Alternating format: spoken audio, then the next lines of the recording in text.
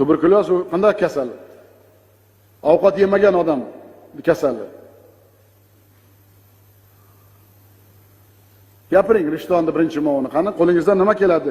Keladi desa keladi deng. Men sizni yaxshi bilmayman, tanimayman ham. Mana endi bizning bosh vazirimiz o'rinbosarlari hammalaring tanishi kerak. Nimaga sizlarning oyoqlaring yerdan uzilgan? Men o'zi tushunmayman, sizlar nima ish qilishlaringni ham tushunmayman men. Qishloq xo'jaligida men birinchi mavun o'zi oldin qishloq xo'jaligi edi. Uni olib qo'yib sizlarga bergandim mavun qilib. Sizlar nima qildilaring bu yillari bilmayman. Shuning uchun men sizlarga birinchi mavun berganim. Endi sizlar vatanimizga, xalqimizga salgina pastga tushib xizmat qilayotgan odamsiz, lekin sizlar nima qilishlaringni bilmaysizlar. Qanday qilishlaringni bilmaysizlar. Gapir vaqti yo'q, ey.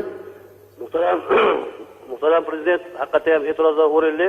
Biz mana shu subyektdan chiqish bo'yicha dasturlar ishlab chiqqanmiz. Hozirgi bergan topshiriqlaringizdan kelib chiqib, dasturni qayta ko'rib chiqamiz va bu subyektdan chiqishni barcha choralarni ko'rib, buni uddalaymiz.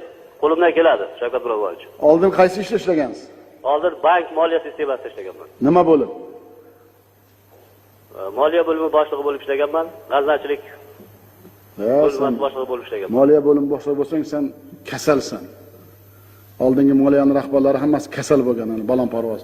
Men seni bugun ishdan olaman. Nimaga? Hamma birinchi mavun xulosa qilsin. Men birontang bilan bunda ishlashga toqatim yo'q. U hozirgi gaping balandparvoz gap. Sen nimaga tayyorgarlik qilmagansan? Prezidentni uchrashyapsan-ku sen. Nimaga aniq rejalaring yo'q? Umumiy ko'rib chiqamiz. Nima senga bu? Detsatmi bu senga? Bu davlat bu. O'rtoq viloyat hokim birinchi o'rinbosari, davlat bu. Qo'lingdan kelmasa ishni bo'shatib qo'y. Bo'shatib qo'y, men ertaga xalq oldida qanday hisobot beraman?